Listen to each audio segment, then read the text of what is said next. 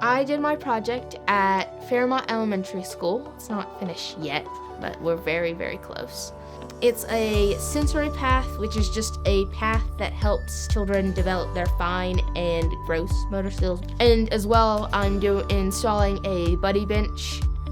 We have the sensory path fully painted. There is a concrete slab down, and we have the pricing for the bench. The official requirement is a project that helps your community in some way, and you have to show leadership. Meaning, for me, that's like delegating all of my work to other people, not doing everything myself. It's very tempting when you're painting a big path and you want to do it all yourself, because you see this image in your head and you're like, I don't want anyone to mess it up.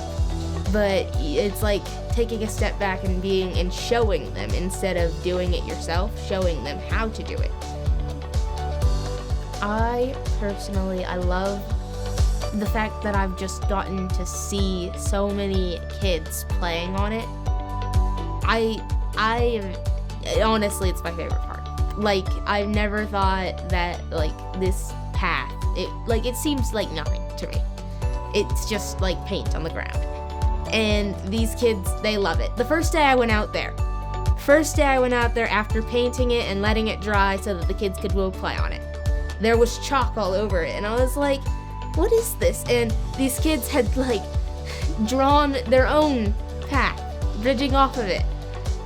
And I just never thought, like, they love this. And it amazes me just how much I never thought that anyone would love it that much.